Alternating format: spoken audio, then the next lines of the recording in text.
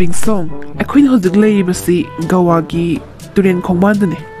ꯑꯗꯨ ꯑꯩ ꯀꯩꯅꯣꯝ ꯍꯪꯒꯦꯅ ꯑꯁꯨꯛ ꯐꯖꯈ꯭ꯔꯕ ꯄꯨꯛꯅꯤꯡ ꯍꯨꯈ꯭ꯔꯕ ꯃꯐꯝꯁꯤꯗ ꯂꯩꯔ ꯐꯥꯎꯕꯗ ꯅꯪꯒꯤ ꯃꯅꯝ ꯅꯝꯊꯤꯕꯁꯦ ꯁꯨꯛꯀꯣꯛ ꯀꯣꯛꯇ꯭ꯔꯤꯁꯦ ꯀꯩꯒꯤꯅꯣ ꯍꯥꯏꯕ ꯀꯩꯒꯤꯅꯣꯁꯦ ꯑꯩꯅ ꯅꯪꯁꯤ ꯃꯅꯝ ꯅꯝꯊꯤꯕꯁꯦ ꯐꯅꯕꯅꯦ ꯍꯥꯏꯗꯨꯅ ꯍꯤꯗꯥꯛ ꯂꯥꯡꯊꯛ ꯀꯌꯥ ꯑꯃꯁꯨ ꯇꯧꯕꯤꯔꯦ ꯑꯗꯨꯗꯒꯤꯁꯨ ꯍꯦꯟꯗꯣꯛꯇꯨꯅ ꯐꯖꯕ ꯍꯩꯅꯝ ꯂꯩꯅꯝꯅ ꯊꯜꯂꯕ ꯃꯐꯝ ꯀꯌꯥꯗꯁꯨꯅꯦ ꯑꯩꯅ ꯅꯪ ꯄꯨꯔꯤꯕꯁꯦ ꯑꯗꯣ ꯅꯪ ꯃꯅꯝꯁꯦ ꯅꯝꯊꯤꯕꯁꯦ ꯐꯠꯇꯦ ꯍꯥꯏꯕ ꯀꯩꯒꯤꯅꯣ ꯁꯦ ꯇꯥꯃꯣ ꯀꯔꯤꯒꯤꯅꯣ ꯅꯪꯅ ꯑꯩꯒꯤ ꯅꯝꯊꯤꯕꯗ ꯑꯁꯨꯛ ꯌꯥꯝ ꯄꯥꯅꯔꯤꯕꯁꯦ ꯑꯩꯁꯦ ꯃꯁꯥꯒꯤ ꯅꯝꯊꯤ ꯈꯪ ꯂꯩꯔꯕ ꯅꯠꯇ꯭ꯔꯣ ꯑꯗꯣ ꯁꯛ ꯐꯖꯔꯗꯤ ꯌꯥꯔꯕ ꯅꯠꯇ꯭ꯔꯣ ꯇꯥꯃꯣ ꯑꯩ ꯁꯛ ꯐꯖꯔꯤꯁꯤꯗꯤ ꯅꯝꯊꯤꯔꯁꯨ ꯅꯝꯊꯤꯕꯁꯤꯗꯤꯅꯦ ꯑꯩꯈꯣꯏ ꯀꯨꯀꯤꯒꯤ ꯍꯧꯅꯕꯤꯅꯤ ꯈꯪꯉꯕ ꯏꯔꯨ ꯂꯨꯖꯕꯁꯨ ꯑꯩꯈꯣꯏꯗꯤ ꯁ꯭ꯀꯤꯟ ꯀꯤꯌꯔ ꯇꯧꯋꯦ ꯄꯩꯁꯥ ꯇꯤꯡꯗꯕꯤꯗ ꯀꯩ ꯍꯥꯏꯕ ꯇꯥꯔꯦ ꯁꯥꯄꯣꯟꯅ ꯇꯣꯏꯅ ꯂꯣꯏꯕꯁꯨ ꯐꯠꯇꯦꯗꯅꯀꯣ ꯁ꯭ꯀꯤꯟꯗ ꯑꯗꯨꯅ ꯊꯥ ꯑꯃꯗ ꯌꯥꯝꯃꯕꯗꯅꯦ ꯑꯅꯤꯔꯛꯀꯨꯝꯕꯗꯤ ꯏꯔꯨꯖꯩꯌꯦ ꯇꯥꯃꯣ ꯑꯗꯨꯅꯅꯦ ꯍꯥꯏꯕ ꯑꯗꯣ ꯅꯝꯊꯤꯔꯁꯨ ꯀꯩꯅꯣ ꯃꯁꯛ ꯐꯖꯔꯤꯁꯤꯗꯤ ꯇꯥꯃꯣ ꯁꯛ ꯐꯖꯔꯗꯤ ꯌꯥꯔꯕ ꯅꯠꯇ꯭ꯔꯣ ꯑꯁ ꯌꯥꯝꯃꯕꯗ ꯊꯥ ꯑꯃꯗ ꯑꯅꯤꯔꯛꯑꯕ ꯂꯣꯏꯔꯦꯍꯦ ꯅꯪꯁꯨ ꯑꯗꯣ ꯕꯤꯡꯁꯣ ꯌꯥꯝ ꯂꯨꯕ ꯑꯃꯅꯅꯦ ꯑꯩꯈꯣꯏ ꯃꯩꯇꯩꯒꯤꯗꯤ ꯅꯨꯡꯇꯤꯒꯤ ꯏꯔꯨꯖꯗ꯭ꯔꯗꯤ ꯌꯥꯗꯦ ꯅꯨꯄꯤꯗꯤ ꯌꯨꯝ ꯄꯥꯜꯂꯀꯥꯟꯗꯅꯦ ꯗꯨꯛ ꯊꯥꯎꯃꯩ ꯊꯥꯕ ꯈꯣꯠꯄ ꯆꯥꯛ ꯏꯁꯤꯡ ꯊꯣꯡꯕ ꯈꯣꯠꯄ ꯏꯔꯨꯖꯔꯒ ꯇꯧꯕ ꯉꯥꯛꯇꯅꯤ ꯑꯗꯨꯗꯤ ꯅꯪ ꯀꯃꯥꯏꯅ ꯇꯧꯕ ꯅꯨꯡꯇꯤꯒꯤ ꯏꯔꯨꯖꯕꯕꯨ ꯀꯩꯅꯣ ꯆꯦꯔꯪ ꯎꯞꯄꯒ ꯂꯨꯖꯔ ꯂꯣꯏꯔꯦ ꯀꯩꯅꯣ ꯖꯣꯝ ꯆꯠꯈꯥꯏꯔ ꯂꯣꯏꯔꯦ ꯀꯩꯅꯣ ꯑꯗꯨꯒꯤꯕꯣ ꯇꯥꯃꯣ ꯑꯗꯨꯒꯤꯗꯤ ꯑꯁ ꯌꯥꯝ ꯂꯥꯏꯈ꯭ꯔꯦꯗ ꯄꯥꯝꯕꯩ ꯉꯥꯛꯇꯅꯤ ꯀꯩꯅꯣ ꯑꯁ ꯇꯜꯂꯤꯍꯦ ꯅꯪꯁꯦ ꯒꯋꯥꯁꯤꯗ ꯄꯩꯁꯥꯒ ꯃꯌꯥꯝ ꯇꯤꯡꯒꯩ ꯀꯣꯏꯕ ꯂꯥꯛꯑꯦ ꯑꯗꯨꯒ ꯕꯤꯠ ꯍꯟꯕ ꯋꯥ ꯌꯥꯝ ꯉꯥꯡꯉꯤꯀꯣ ꯆꯦꯔꯪ ꯎꯞꯄꯒꯕꯨ ꯀꯃꯥꯏꯅ ꯂꯨꯖꯗꯣꯏꯅꯣ ꯏꯔꯨꯕꯣ ꯅꯪꯅ ꯍꯦꯛ ꯉꯥꯡꯊꯣꯔꯛꯄꯁꯤꯗꯤ ꯑꯗꯨꯒꯅꯦ ꯑꯩꯗꯤ ꯃꯅꯝ ꯅꯝꯊꯤꯕ ꯄꯥꯝꯗꯦꯀꯣ ꯃꯁꯥ ꯅꯥꯟꯅ ꯇꯔꯨ ꯇꯅꯥꯟꯅ ꯂꯩꯕꯗꯣ ꯌꯥꯝ ꯄꯥꯝꯃꯦ ꯑꯗꯨ ꯕꯤꯡꯁꯣ ꯅꯪꯒꯤ ꯁꯤꯒꯤ ꯅꯑꯣꯡ ꯅꯇꯧꯁꯤꯗꯅꯦ ꯑꯩꯅ ꯅꯪꯁꯦ ꯑꯩꯈꯣꯏꯒꯤ ꯌꯨꯝꯒꯤ ꯃꯧꯅꯤ ꯀꯥꯏꯅ ꯄꯨꯁꯜꯂꯨꯕꯗꯅꯦ ꯑꯩꯈꯣꯏ ꯃꯥꯅ ꯅꯁꯝꯗꯣ ꯇꯞ ꯇꯥꯏꯉꯩ ꯐꯣꯏꯕꯤꯗꯧ ꯃꯥꯜꯂꯦ ꯀꯩꯒꯤꯅꯣꯗꯤ ꯑꯩꯈꯣꯏ ꯃꯥꯗꯣ ꯑꯃꯥꯡ ꯑꯁꯦꯡ ꯌꯥꯝ ꯈꯥꯛꯑꯦꯕ ꯑꯁ ꯑꯃꯥꯡ ꯑꯁꯦꯡ ꯂꯥꯏ ꯇꯤꯟ ꯐꯖꯅ ꯅꯤꯡꯈ꯭ꯔꯖꯥꯠꯅꯦ ꯑꯗꯣ ꯅꯪꯒꯤ ꯃꯅꯝ ꯅꯝꯊꯤꯕ ꯏꯔꯨꯖꯅꯤꯡꯗꯕ ꯊꯕꯛ ꯁꯨꯅꯤꯡꯗꯕꯁꯤꯅꯅꯦ ꯍꯌꯦꯡ ꯑꯩꯈꯣꯏ ꯏꯃꯨꯡꯗꯣ ꯅꯨꯡꯇꯤꯒꯤ ꯈꯥꯕꯩ ꯃꯈꯣꯟ ꯇꯥꯗꯧ ꯃꯥꯜꯂꯦ ꯇꯟꯕꯨ ꯇꯜꯂꯦꯗ ꯇꯥꯃꯣ ꯀꯩꯅꯣ ꯇꯥꯃꯣꯅ ꯍꯥꯏꯅꯤꯡꯉꯤꯁꯦ ꯑꯩꯁꯦ ꯃꯩꯇꯩ ꯃꯔꯛꯇ ꯆꯥꯎꯔꯛꯄꯅꯦ ꯑꯗꯨꯅꯕꯨ ꯂꯣꯟꯒꯥꯁꯦ ꯑꯝꯇ ꯈꯣꯏꯗ꯭ꯔꯤꯁꯦ ꯎꯔꯕ ꯀꯨꯀꯤ ꯑꯣꯏꯖꯔꯁꯨ ꯑꯩꯁꯨ ꯂꯣꯏ ꯈꯪꯕꯖꯥꯠꯅꯤ ꯃꯩꯇꯩꯒꯤ ꯆꯠꯅꯕꯤ ꯑꯃꯥꯡ ꯑꯁꯦꯡ ꯂꯣꯏꯅꯃꯛ ꯈꯪꯕꯖꯥꯠꯅꯤ ꯑꯩꯁꯨ ꯑꯗꯨꯗꯅꯦ ꯑꯩꯈꯣꯏꯒꯤꯗꯤ ꯁ꯭ꯀꯤꯟꯁꯦ ꯀꯤꯌꯔ ꯇꯧꯗ ꯌꯥꯗꯕ ꯑꯗꯨꯅꯅꯦ ꯀꯩꯅꯣ ꯅꯣꯏ ꯅꯃꯥꯗꯨꯅ ꯑꯗꯨꯛ ꯌꯥꯝ ꯐꯠꯇ꯭ꯔꯤꯗꯨꯕꯣ ꯅꯠꯇꯦ ꯏꯔꯨꯖꯕ ꯂꯨꯖꯗꯕ ꯀꯔꯤ ꯈꯦꯠꯅꯕ ꯂꯩꯒꯦ ꯃꯤꯕꯣ ꯌꯥꯝꯅꯅꯦ ꯍꯦꯃꯜꯂꯁꯨꯅꯦ ꯀꯩꯅꯣꯝ ꯇꯧꯕꯅꯤꯀꯣ ꯅꯠꯇ꯭ꯔꯒꯅ ꯇꯥꯃꯣ ꯃꯃꯧ ꯅꯨꯄꯤꯗ ꯌꯥꯝ ꯊꯤꯅꯒ ꯑꯣꯠꯄꯤ ꯃꯅꯦꯝꯄꯣꯛꯀ ꯑꯣꯏꯗꯣꯏꯖꯥꯠꯂꯣ ꯇꯥꯃꯣ ꯑꯩꯗꯤꯅꯦ ꯍꯌꯦꯡꯋꯥꯏꯅꯦ ꯑꯗꯨꯃꯥꯏꯅꯒ ꯃꯃꯧ ꯅꯨꯄꯤꯗ ꯊꯤꯅ ꯑꯣꯠꯄꯤ ꯃꯅꯦꯝꯄꯣꯛꯀ ꯑꯣꯏꯔꯗꯤꯅꯦꯀோ ꯍꯦꯟꯖꯥꯡꯒꯅꯦ ꯍꯨ ꯍꯥꯞꯆꯤꯜꯂꯒꯅꯦ ꯄꯤꯖꯊꯣꯛꯀꯗꯕꯅꯦ ꯑꯗꯨꯒꯅꯦ ꯀꯣꯛ ꯍꯥꯠꯇꯣꯛꯀꯗꯕ ꯑꯩꯗꯤ ꯏꯕꯦꯝꯃ ꯀꯤꯕ ꯑꯃꯨꯛ ꯌꯥꯎꯁꯜꯂꯛꯑꯦꯍꯦ ꯑꯩꯗꯤ ꯖꯥꯠ ꯌꯥꯝ ꯉꯥꯡꯉꯤꯀꯣ ꯅꯪ ꯃꯤꯒꯤ ꯃꯅꯦꯝꯄꯣꯛꯇꯨꯅ ꯐꯖꯅ ꯂꯨꯅ ꯅꯥꯟꯅ ꯂꯩꯌꯨ ꯑꯃꯥꯡ ꯑꯁꯦꯡ ꯈꯥꯏꯔꯒ ꯆꯠꯂꯨ ꯍꯥꯏꯕꯁꯤꯕꯨ ꯃꯃꯧ ꯅꯨꯄꯤ ꯑꯣꯠꯄ ꯆꯤꯡꯕ꯭ꯔꯣ ꯁꯤꯕꯣ ꯂꯣꯏꯔꯦꯍꯦ ꯅꯪꯒꯤ ꯋꯥꯇꯥꯁꯤꯗꯤ ꯇꯟꯕꯨ ꯇꯜꯂꯦꯗ ꯑꯩꯗꯤ ꯈꯪꯗꯦ ꯑꯩꯗꯤ ꯇꯥꯃꯣ ꯅꯪꯅ ꯇꯜꯂꯁꯨꯅꯦ ꯑꯩꯗꯤ ꯁꯨꯛꯇꯟ ꯍꯦꯛ ꯇꯟꯗꯦ ꯑꯩꯗꯤ ꯈꯪꯗꯦ ꯇꯥꯃꯣꯅꯅꯦ ꯀꯥꯏꯅꯔꯁꯦ ꯍꯥꯏꯔꯁꯨ ꯑꯩꯗꯤ ꯁꯨꯡꯉꯝ ꯍꯦꯛ ꯉꯝꯃꯣꯏ ꯑꯩꯒꯤꯗꯤꯅꯦ ꯇꯥꯃꯣꯅ ꯍꯦꯟꯗꯤ ꯅꯨꯡꯁꯤꯕ ꯑꯩꯗꯤ ꯈꯪꯗꯦ ꯇꯥꯃꯣ ꯊꯥꯗꯣꯛꯄ ꯁꯨꯡꯉꯝ ꯉꯝꯃꯣই ꯍꯥꯏꯔꯁꯨꯅꯦ ꯑꯩꯗꯤꯅꯦ ꯅꯇꯨꯡ ꯑꯗꯨꯝ ꯏꯟꯅꯔꯛꯀꯅꯤ ꯑꯩꯅ ꯁꯤꯈ꯭ꯔꯕꯁꯨꯅꯦ ꯇꯥꯃꯣ ꯑꯩꯗꯤꯅꯦ ꯕꯨꯠ ꯑꯣꯏꯅ ꯑꯣꯜꯂꯒꯅꯦ ꯑꯗꯨꯝ ꯏꯟꯅꯔꯛꯀꯅꯤ ꯑꯩꯗꯤꯅꯦ ꯇꯥꯃꯣ ꯀꯥꯏꯅꯕ ꯁꯨꯡꯉꯝ ꯍꯦꯛ ꯉꯝꯃꯣꯏꯀꯣ ꯑꯩꯗꯤ ꯑꯗꯨꯗ ꯀꯔꯤꯝꯈꯪꯗꯦ ꯍꯣꯏꯅꯦ ꯇꯧꯕꯕꯨꯗꯤ ꯅꯪꯒꯤ ꯃꯅꯝ ꯅꯝꯊꯤꯕꯗꯨꯒ ꯍꯥꯏꯔꯨꯔꯗꯤꯀꯣ ꯑꯩꯁꯦ ꯇꯣꯛꯅꯅꯤꯡꯕꯅ ꯂꯣꯏꯔꯕꯅꯤ ꯕꯤꯡꯁꯣ ꯅꯪꯒ ꯑꯗꯣ ꯅꯪꯒꯤ ꯑꯗꯨꯒꯨꯝꯕ ꯅꯇꯧꯗꯨꯗꯅꯦ ꯑꯩꯁꯦ ꯃꯤꯅꯨꯡꯁꯤ ꯂꯩꯇꯕꯁꯨ ꯑꯃꯨꯛ ꯇꯥꯔꯗꯕ ꯇꯣꯛꯅ ꯊꯣꯛꯄꯁꯦ ꯉꯝꯗ꯭ꯔꯦꯅꯦ ꯑꯩꯁꯨ ꯑꯗꯣ ꯈꯪꯅꯤꯡꯉꯦ ꯅꯪꯒꯤ ꯃꯅꯝ ꯅꯝꯊꯤꯕꯗꯣ ꯑꯗꯨꯇꯪ ꯐꯔꯗꯤ ꯈꯔꯁꯨ ꯐꯒꯗꯕꯅꯤ ꯁꯨꯅꯤꯡꯗꯕꯗꯨꯅ ꯅꯥꯀꯜ ꯑꯃꯔꯣꯝ ꯊꯝꯈ꯭ꯔꯒ ꯑꯗꯨ ꯈꯪꯗ꯭ꯔꯦꯗ ꯇꯧꯔꯤꯁꯦ ꯇꯟꯕꯨ ꯇꯜꯂꯦꯗ ꯇꯥꯃꯣꯅ ꯇꯜꯂꯁꯨꯅꯦ ꯑꯩꯗꯤ ꯁꯨꯛꯇꯟ ꯍꯦꯛ ꯇꯟꯗꯦ ꯑꯗꯨꯒ ꯃꯅꯝ ꯅꯝꯊꯤꯕꯁꯤꯗꯤ ꯁꯨꯝ ꯂꯩꯃꯤꯟꯅꯔꯒꯅꯦ ꯍꯩꯅꯔꯛꯀꯅꯦꯕ ꯇꯥꯃꯣ ꯀꯩꯝ ꯈꯜꯂꯣꯏꯕ ꯁꯨꯝ ꯍꯩꯅꯔꯛꯀꯅꯦꯕ ꯑꯗꯣ ꯇꯥꯃꯣ ꯃꯇꯨꯡꯗꯤꯅꯦ ꯇꯣꯛꯅꯅꯤꯡꯉꯦ ꯍꯥꯏꯕꯗꯣ ꯍꯥꯏꯅꯨꯕ ꯑꯩ ꯌꯥꯝ ꯁꯥꯎꯅꯤꯡꯉꯦꯕ ꯅꯨꯡꯁꯨ ꯌꯥꯝ ꯅꯨꯡꯉꯥꯏꯇꯦꯕ ꯇꯥꯃꯣ ꯃꯇꯨꯡꯗꯤ ꯍꯥꯏꯅꯨꯀꯣ ꯑꯗꯨꯃꯥꯏꯅ ꯍꯣꯏ ꯐꯔꯦ ꯕꯤꯡꯁꯣ ꯇꯣꯛꯑꯁꯤ ꯒꯋꯥ ꯑꯣꯏꯔꯁꯨꯅꯦ ꯃꯅꯝꯗꯤ ꯑꯗꯨꯝ ꯅꯝꯊꯤꯔꯒ ꯂꯩꯔꯦ ꯍꯥꯏꯕ ꯑꯗꯣ ꯆꯠꯂꯁꯤ ꯀꯥꯟꯅꯗꯦ ꯃꯅꯝ ꯅꯝꯊꯤꯕꯁꯦ ꯀꯨꯏꯅ ꯅꯝꯁꯤꯜꯂꯗꯤꯅꯦ ꯑꯁ ꯅꯥꯇꯣꯟꯁꯦ ꯅꯨꯡ ꯑꯣꯜꯂꯛꯀꯦ ꯇꯧꯋꯦ ꯆꯠꯁꯤ ꯂꯥꯛꯑꯣ ꯕꯤꯡꯁꯣ ꯀꯥꯟꯅꯗꯦ ꯒꯋꯥꯁꯨ ꯂꯣꯏ ꯅꯝꯊꯤꯔꯦ ꯆꯠꯂꯁꯤ Kaino tamo, kaino hemandro dudi, kai kwai no dubo, kaino gawa sibu, ay segak manam sina loy no nam tien basi mangai kwai gadi, tamo kak nam tira ka. Ada tamo, zala se, tien kar neba, num su tar ka dore. Gawa zale hai be wani, nungai bam ga ikang he kang di dei bima, nangi ne manam nam thi basina. Lawa chatla se, kana de. Kari gi romance ka tang de nangi manam sina ai. Aina koi ri nupi sibu la jalan sibu. Aina mi asok yama tinarak pasida, imanaba singi nupi gaido, asumai to ba ma ti yaude habanida. Masibu mi ra natraga sara khangdrene. Irujani su khangdi.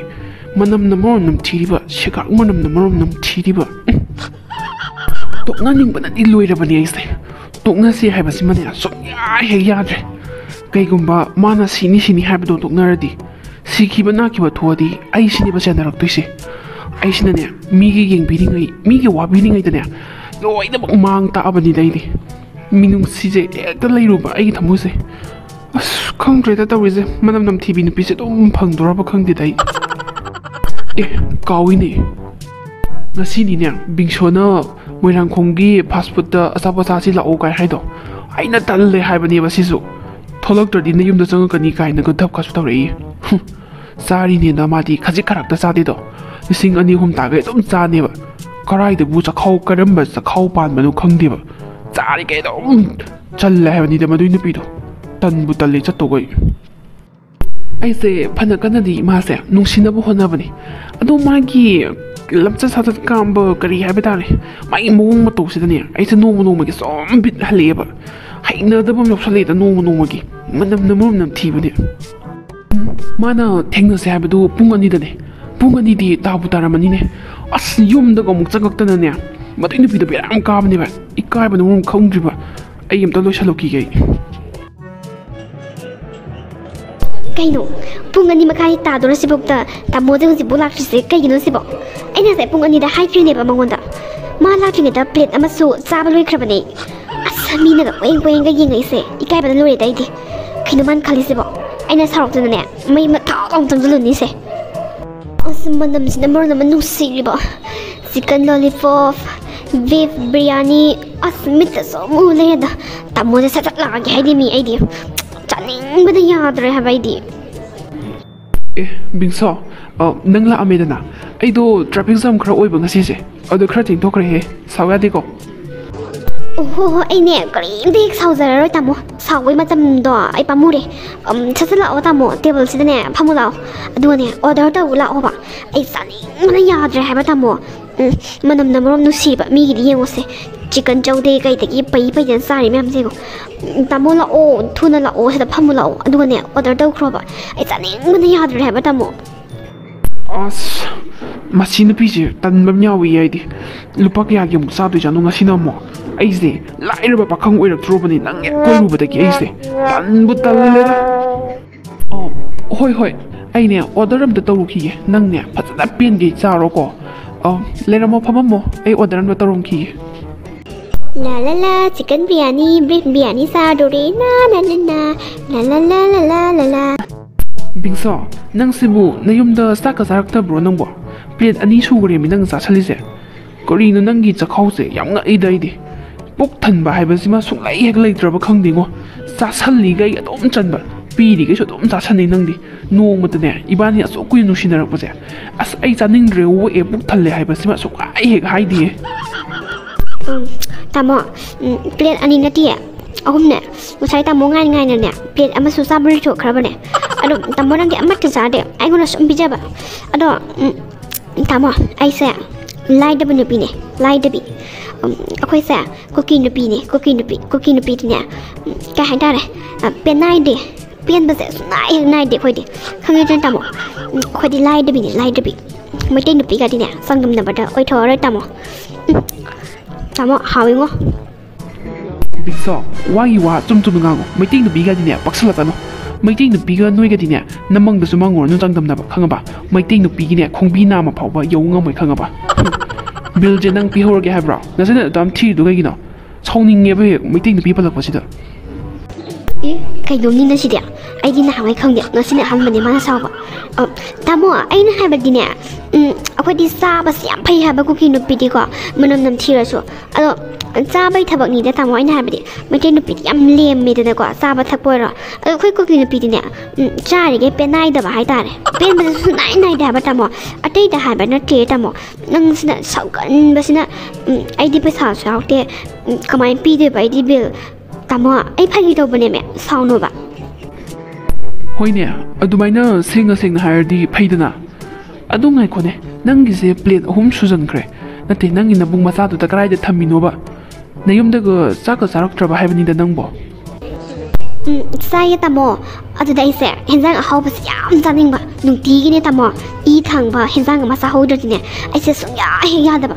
ꯑꯗꯣ ꯉꯁꯤꯗꯤꯅꯦ ꯌꯨꯝꯗꯅꯦ ꯍꯦꯟꯖꯥꯡ ꯑꯍꯥꯎꯕꯁꯦ ꯑꯃꯠꯇ ꯂꯩꯇ꯭ꯔꯦꯕ ꯑꯩꯅ ꯅꯨꯡꯇꯤꯒꯤ ꯑꯃꯃꯝ ꯀꯩꯅꯣ ꯍꯥꯠꯇꯣꯛꯑꯒ ꯆꯥꯊꯣꯛꯄꯗ ꯑꯗꯨꯗꯅꯦ ꯆꯥꯅꯤꯡꯉꯥꯏ ꯂꯩꯇꯗꯅꯅꯦ ꯇꯥꯃꯣ ꯈꯪꯕ꯭ꯔꯥ ꯀꯩ ꯆꯥꯏ ꯈꯪꯕ꯭ꯔꯥ ꯉꯁꯥꯏ ꯑꯩꯈꯣꯏꯒꯤ ꯎꯆꯤ ꯑꯉꯧꯕ ꯅꯣꯏ ꯅꯣꯏ ꯂꯥꯎꯕ ꯑꯃ ꯂꯣꯏꯌꯦꯕꯀꯣ ꯑꯗꯨ ꯍꯥꯠꯇꯣꯛꯑꯒ ꯀꯥꯡꯉꯧ ꯉꯧꯔꯒ ꯆꯥꯔꯛꯏꯅꯦ ꯇꯥꯃꯣ ꯍꯌꯦꯡꯒꯤꯅ ꯀꯔꯤ ꯆꯥꯗꯣꯏꯅꯣ ꯈꯪꯗꯦ ꯀꯔꯤꯝ ꯂꯩꯇ꯭ꯔꯦ ꯍꯥꯏꯕ ꯑꯩꯈꯣꯏ ꯌꯨꯝꯗ ꯑꯍꯤꯡꯕ ꯖꯤꯕ ꯑꯝꯇ ꯏꯁ ꯏꯃꯥ ꯄꯦꯝꯃ ꯌꯨꯝꯗ ꯂꯣꯏꯕ ꯎꯆꯤ ꯐꯖꯈ꯭ꯔꯕꯗꯣ ꯍꯥꯠꯇꯣꯛꯑꯒ ꯆꯥꯔꯛꯏꯕ ꯅꯪꯒꯤ ꯃꯤꯅꯨꯡꯁꯤꯁꯤꯗꯤ ꯏꯕꯦꯝꯃ ꯏꯁ ꯊꯝꯃꯣꯏꯗꯤ ꯀꯜꯂꯤꯍꯦ ꯅꯪꯁꯨ ꯇꯥꯃꯣ ꯎꯆꯤꯗꯕꯨ ꯃꯤꯅꯨꯡꯁꯤ ꯊꯝꯃꯒ ꯀꯩꯗꯧꯗꯣꯏꯅꯣ ꯍꯦꯟꯖꯥꯡ ꯍꯥꯎꯕꯅ ꯐꯠꯇ꯭ꯔꯣ ꯑꯩꯗꯤꯅꯦ ꯍꯦꯟꯖꯥꯡ ꯑꯍꯥꯎꯕ ꯌꯥꯎꯗ꯭ꯔꯗꯤ ꯇꯥꯃꯣ ꯆꯥꯕ ꯁꯨꯡꯍꯩ ꯍꯩꯇꯦ ꯆꯥꯛꯁꯦ ꯑꯗꯣ ꯈꯔ ꯂꯩꯔꯗꯤꯅꯦ ꯑꯩꯁꯦ ꯃꯤꯕꯨ ꯆꯥꯔꯛꯄ ꯌꯥꯕ ꯆꯥꯅꯤꯡꯉꯥꯏ ꯂꯩꯔꯛꯇ꯭ꯔꯗꯤ ꯇꯥꯃꯣ ꯑꯗꯣ ꯑꯩꯗꯤꯅꯦ ꯃꯤꯅꯨꯡꯁꯤꯗꯒꯤꯗꯤꯅꯦ ꯍꯦꯟꯖꯥꯡ ꯑꯍꯥꯎꯕꯅ ꯍꯦꯟꯅ ꯄꯥꯝꯃꯤ ꯇꯥꯃꯣ ꯑꯩꯗꯤ ꯃꯤꯅꯨꯡꯁꯤ ꯀꯩꯝꯇ ꯂꯩꯅꯤꯡꯗꯦ ꯍꯥꯎꯕ ꯍꯥꯎꯔꯗꯤꯅꯦ ꯇꯥꯃꯣ ꯏꯌꯥꯗ ꯌꯥꯔꯦꯗ ꯑꯩꯗꯤ ꯏꯁ ꯆꯥꯅꯤꯡꯉꯥꯏ ꯂꯩꯇ꯭ꯔꯗꯤ ꯃꯤ ꯐꯥꯎꯕ ꯆꯥꯔꯛꯇꯣꯏꯅꯦꯕ ꯃꯁꯤꯒꯤ ꯅꯨꯄꯤꯁꯦ ꯃꯁꯤ ꯍꯤꯡꯆꯥꯕꯤꯅ ꯁꯩꯑꯣꯟ ꯇꯧꯔꯛꯄ ꯁꯣꯏꯗꯅ ꯑꯣꯏꯔꯝꯒꯅꯤ ꯃꯁꯤ ꯈꯨꯠꯆꯥ ꯂꯛꯆꯥ ꯑꯃ ꯌꯥꯝ ꯂꯨꯗꯦꯕ ꯃꯁꯤ ꯍꯤꯡꯆꯥꯕꯤꯒꯤ ꯗꯥꯔꯒꯨꯝꯕꯅꯤꯀꯣ ꯃꯤꯅꯨꯡꯁꯤꯅ ꯃꯔꯣꯟ ꯑꯃ ꯂꯩꯇ꯭ꯔꯤꯕ ꯈꯔ ꯊꯨꯅ ꯆꯠꯍꯧꯔꯒꯦ ꯇꯩ ꯀꯌꯥꯝ ꯍꯩꯅꯔꯛꯇ꯭ꯔꯦ ꯕꯤꯡꯁꯣ ꯅꯪ ꯆꯥꯕꯗꯣ ꯂꯣꯏꯁꯤꯜꯂꯛꯑꯣ ꯑꯩꯅꯦ ꯄꯩꯁꯥ ꯄꯤꯔꯝꯃꯒꯦ ꯑꯩ ꯅꯝꯕꯔ 2ꯁꯨ ꯌꯥꯝ ꯇꯧꯅꯤꯡꯉꯦꯕ ꯑꯩ ꯃꯄꯥꯟꯗꯨꯗ ꯂꯩꯔꯝꯃꯒꯦꯀꯣ ꯊꯣꯛꯂꯛꯑꯣꯀꯣ ꯑꯗꯨꯒ ꯍꯣꯏ ꯇꯥꯃꯣ ꯄꯩꯁꯥ ꯄꯤꯊꯣꯛꯑꯝꯃꯣ ꯑꯗꯨꯗꯤ ꯑꯩ ꯄ꯭ꯂꯦꯠꯇ ꯈꯔ ꯌꯥꯎꯔꯤꯁꯦ ꯆꯥꯁꯤꯜꯂꯛꯈꯤꯒꯦꯕ ꯄꯥꯝꯃꯨꯏꯌꯦꯕ ꯇꯥꯃꯣ ꯍꯣꯏ ꯆꯥꯔꯣ ꯅꯅꯥꯎ ꯑꯩꯈꯣꯏꯒꯤꯁꯦ ꯂꯨꯄꯥ ꯀꯌꯥ ꯇꯥꯔꯦ ꯇꯥꯃꯣ 150 ꯇꯥꯔꯦ ꯑꯗꯨ ꯇꯥꯃꯣ ꯀꯩꯅꯣꯝꯇ ꯍꯪꯒꯦ ꯑꯩꯈꯣꯏ ꯔꯦꯁꯇꯨꯔꯦꯟꯁꯦ ꯃꯤ ꯑꯇꯣꯞꯄꯁꯨ ꯀꯅꯥꯝꯇ ꯂꯩꯇꯦ ꯉꯁꯥꯏꯈꯩꯗꯤ ꯃꯅꯝꯁꯦ ꯀꯩꯝ ꯅꯝꯃꯝꯗꯕꯅꯦ ꯑꯗꯨ ꯇꯥꯃꯣ ꯍꯣꯏ ꯍꯦꯛ ꯂꯥꯛꯄꯗꯒꯤ ꯃꯅꯝꯁꯦ ꯑꯁ ꯅꯝꯊꯤꯕꯅ ꯂꯣꯏꯔꯦ ꯇꯥꯃꯣ ꯍꯩꯅꯗꯕꯅꯁꯨ ꯂꯣꯏꯔꯦ ꯀꯩ ꯃꯅꯝꯅꯣ ꯁꯤꯕꯣ ꯇꯥꯃꯣꯗꯣ ꯀꯩ ꯅꯦꯠꯂꯒ ꯆꯪꯉꯛꯆꯥꯠꯂꯣ ꯍꯦꯔꯥ ꯅꯪꯁꯨ ꯑꯣꯟꯊꯣꯛꯄ ꯑꯩꯅꯕꯨ ꯊꯤ ꯅꯦꯠꯂꯒ ꯆꯪꯉꯛꯀꯗ꯭ꯔꯣ ꯃꯅꯝꯗꯣ ꯑꯩꯉꯣꯟꯗꯩ ꯅꯠꯇꯦ ꯑꯥꯗ ꯐꯝꯃꯤꯕ ꯅꯨꯄꯤꯁꯦ ꯑꯁꯤꯗꯒꯤꯅꯤ ꯈꯪꯉꯕ ꯏꯕꯨꯡꯉꯣ ꯁꯦꯒꯥꯛ ꯃꯅꯝꯁꯨ ꯅꯝꯊꯤꯕꯅ ꯈꯪꯉꯕ ꯁꯣꯔ ꯃꯅꯝꯁꯨ ꯅꯝꯊꯤꯕꯅ ꯑꯁ ꯂꯣꯏꯕꯤꯅꯤ ꯑꯔꯣꯏꯕꯤꯅꯤ ꯈꯪꯉꯕ ꯏꯕꯨꯡꯉꯣ ꯇꯥꯃꯣ ꯑꯁꯤ ꯅꯨꯄꯤꯁꯤꯕꯨ ꯃꯩꯇꯩꯔꯣ ꯃꯩꯇꯩꯗꯤ ꯃꯥꯟꯗꯦꯕꯨ ꯃꯁꯝꯒꯁꯦ ꯏꯇꯦꯟ ꯇꯦꯜꯂꯗꯅ ꯌꯥꯝ ꯆꯃꯣꯠꯅꯩꯅ ꯁꯤꯗꯤ ꯑꯗꯨ ꯇꯥꯃꯣ ꯅꯪꯁꯦ ꯅꯁꯛꯄꯨꯗꯤ ꯌꯥꯝ ꯐꯖꯩꯌꯦꯕꯨ ꯄꯥꯝꯃꯨꯈ꯭ꯔꯦꯗ ꯇꯥꯃꯣ ꯑꯁꯤꯒꯤ ꯅꯨꯄꯤ ꯅꯝꯊꯤꯕꯤꯁꯤꯅ ꯑꯁ ꯇꯥꯃꯣ ꯌꯥꯝ ꯆꯥꯟꯅꯗꯦꯕꯣ ꯅꯪꯒ ꯀꯥꯏꯗꯩꯅꯣꯍꯦ ꯃꯩꯇꯩ ꯅꯨꯄꯤꯅꯕꯨ ꯑꯁꯨꯃꯥꯏꯅ ꯇꯧꯏꯔꯣ ꯃꯩꯇꯩ ꯅꯨꯄꯤꯗꯤꯅꯦ ꯑꯁꯨꯃꯥꯏꯅꯗꯤ ꯃꯅꯝ ꯅꯝꯊꯤꯗꯕꯅꯤ ꯏꯕꯨꯡꯉꯣ ꯀꯨꯀꯤ ꯅꯨꯄꯤꯅꯦ ꯀꯨꯀꯤ ꯅꯨꯄꯤ ꯏꯕꯨꯡꯉꯣ ꯌꯥꯗꯗꯅ ꯂꯣꯏꯅꯔꯤꯕꯅꯤ ꯈꯪꯉꯕ ꯇꯣꯛꯅꯅꯤꯡꯕꯅ ꯂꯣꯏꯔꯕꯅꯤ ꯑꯩꯁꯨꯅꯦ ꯇꯟꯖꯥ ꯌꯦꯡꯉꯤꯕꯅꯤ ꯇꯟꯖꯥ ꯑꯃ ꯌꯦꯡꯉꯒꯅꯦ ꯇꯣꯛ ꯂꯥꯎ ꯇꯣꯡꯊꯣꯛꯅꯔꯗꯕꯅꯤ ꯑꯣ ꯑꯩ ꯒ꯭ꯌꯥꯟ ꯇꯥꯔꯦ ꯀꯨꯀꯤ ꯅꯨꯄꯤꯁꯦ ꯑꯁꯨꯃꯥꯏꯅ ꯃꯅꯝ ꯅꯝꯊꯤꯕ ꯖꯥꯠ ꯑꯣꯏꯔꯦ ꯇꯥꯃꯣ ꯍꯦ ꯇꯞꯅ ꯍꯥꯏꯌꯣ ꯑꯃꯨꯛ ꯇꯥꯈꯤꯅꯦꯕ ꯏꯀꯥꯏ ꯏꯀꯤꯒꯅꯦ ꯀꯔꯤꯝ ꯈꯪꯗꯕꯅꯤ ꯆꯣꯡꯖꯜꯂꯛꯑꯒꯅꯦ ꯅꯁꯝꯗꯣ ꯐꯣꯏꯖꯖꯅꯤ ꯅꯪ ꯇꯞꯅ ꯍꯥꯏꯌꯨꯀꯣ ꯌꯥꯝ ꯁꯥꯊꯤꯕꯅꯦ ꯁꯤ ꯈꯪꯕ꯭ꯔꯥ ꯇꯥꯃꯣ ꯀꯩꯅꯣ ꯅꯣꯏꯅ ꯅꯝꯊꯤꯕ ꯁꯥꯊꯤꯕ ꯀꯥꯏꯅꯒ ꯋꯥꯔꯤ ꯁꯥꯏꯗꯣ ꯀꯩꯅꯣ ꯑꯩꯉꯣꯟꯗꯔꯣ ꯑꯩꯒꯤ ꯃꯔꯝꯗ ꯋꯥꯔꯤ ꯁꯥꯔꯤꯔꯕ ꯅꯣꯏꯒꯤꯗꯣ ꯇꯥꯃꯣ ꯑꯁꯤꯒꯤ ꯑꯉꯥꯡꯁꯤꯅ ꯑꯩꯁꯦ ꯅꯝꯊꯤꯌꯦꯅ ꯍꯥꯏꯔꯤꯔꯥ ꯑꯁ ꯕꯤꯡꯁꯣ ꯅꯪꯉꯣꯟꯗ ꯅꯠꯇꯦꯕ ꯅꯪꯁꯤꯅ ꯃꯔꯣꯟ ꯑꯃ ꯕꯥꯛ ꯐꯈꯤꯕꯁꯤꯅ ꯑꯗꯣ ꯑꯩ ꯅꯝꯕꯔ 2 ꯇꯧꯅꯤꯡꯕꯅ ꯂꯣꯏꯔꯦ ꯑꯩ ꯆꯠꯈ꯭ꯔꯒꯦ ꯅꯪꯁꯨ ꯆꯥꯕ ꯂꯣꯏꯔꯕꯅꯤꯅꯅꯦ ꯒꯥꯔꯤ ꯇꯣꯡꯉꯒ ꯑꯗꯨꯝ ꯆꯠꯈ꯭ꯔꯣ ꯀꯣ ꯑꯉꯥꯡꯁꯤꯒ ꯑꯃꯨꯛ ꯍꯦꯛ ꯋꯥꯔꯤ ꯁꯥꯔꯝꯃꯕ ꯑꯩꯅ ꯍꯥꯏꯔꯤꯁꯤꯅꯦ ꯇꯣꯛꯅꯒꯗꯕꯅꯤꯀꯣ ꯑꯗꯣ ꯅꯪꯁꯨ ꯆꯥꯕ ꯂꯣꯏꯔꯕꯅꯤꯅ ꯆꯠꯅꯕ ꯇꯧꯔꯣ ꯑꯗꯣ ꯑꯩ ꯈꯔ ꯍꯥꯜꯂꯝꯃꯒꯦꯀꯣ ꯇꯥꯃꯣ ꯑꯩꯗꯤ ꯑꯩꯉꯣꯟꯗ ꯃꯥꯜꯂꯨꯔꯦ ꯑꯩꯗꯤꯅꯦ ꯍꯦꯛꯇ ꯈꯠꯅꯔꯒꯦ ꯁꯤꯅꯤ ꯈꯜꯂꯤꯁꯦ ꯑꯉꯥꯡꯁꯤꯒ ꯑꯗꯨ ꯇꯥꯃꯣ ꯐꯔꯦꯅꯦ ꯇꯥꯃꯣꯁꯨ नंबर 2 ꯇꯧꯅꯤꯡꯉꯦ ꯍꯥꯏꯔꯕꯅꯤꯅꯅꯦ ꯍꯟꯅꯕ ꯇꯧꯔꯣ ꯑꯩꯁꯨꯅꯦ ꯆꯥꯕ ꯂꯣꯏꯔꯕꯅꯤꯅ ꯍꯜꯂꯒꯦ ꯑꯗꯨ ꯇꯥꯃꯣ ꯅꯪꯒꯤꯗꯣ ꯑꯩꯉꯣꯟꯗ ꯈꯝꯕꯜꯂꯤꯔꯥꯕ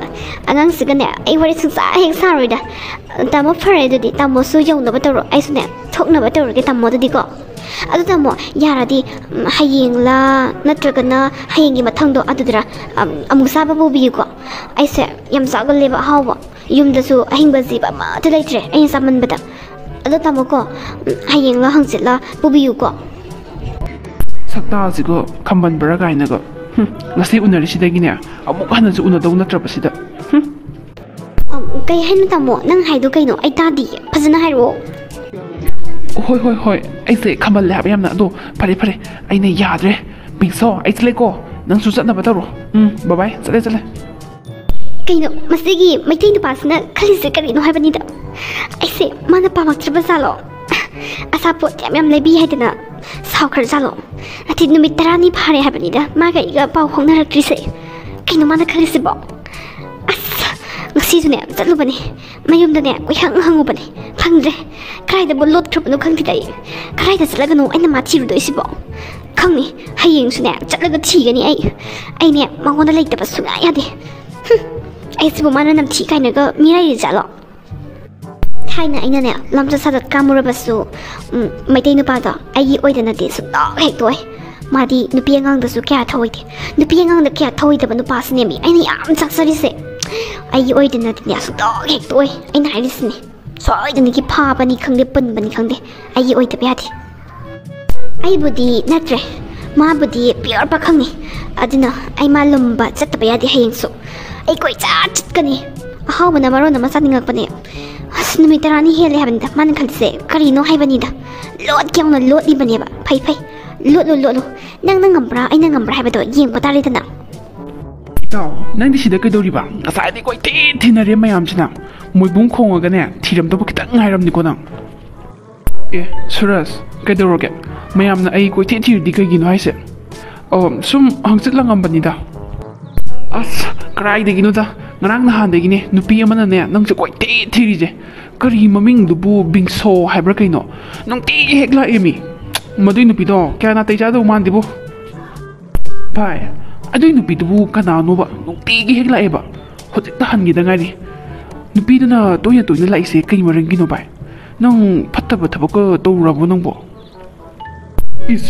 karai ding no he nang na maron na ma ai se pure pakhang ni ko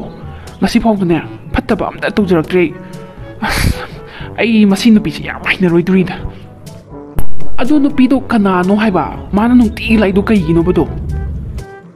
as KuKi nupi ne mi bai mathong yam cha da ni khang bra ngahak le ra ne dok cha ge pik cha ge hui cha ge yong cha ge na as mi na ta sara sana ta manam na marom nam thi di ba iru jani su khang di aduga ne mayum do loi ba uchi noi lau ba ngorong bu du bu chaningai lai ti na hatu ga cha thu e sibu mi gi li chala hai bani da as bai ai asin nupi je as ai yam tu na lap na ba pa mai ba ai ma koi ba swam pam je ba ma na ga khoi yum gi mau ni kai na oi ra di akhoi yum je salak sa roi dro bai as ai ne ai huji ai na pa mi se ma u da ba ma pham da lai ba ai ne ai lot li bani bai ma u da ba ma pham ne na ai chu pam je ma ga loi na ba pura sa ma khala mani ko bai as ai na ngai khang di hingcha bi gi type ni mi minung si ka se kai ni ta jan mangon da o tawram ni ne madui nupi do ai nak ta changa ga nang hangi manam se tu pukai bani mi ak tu kari manam do shegak manam ju pulle iru ja da bai manam ne ak tu ai se itaw na ton je mi la ga ne khummi ne haba khoi taw do khang de ngarang na de mayum da hanjulak ken khummi ne haba khutnam thima tawram ni madui nupi do sakta du na khar phajar di phai masak ni na adu bai nupi do zakrabo natraga lehoribo nangsina karai dei haijalaga noba KuKi nupi koirui se thadoi la gumba koiwa tro koige so adu just law se ngasa en zakrabo ne law just law ibungo aina ma koiba nate ne mana ai koi ne ai sana su ya ba nate adu kana ponte se sak la mane law hotel sa thau si bani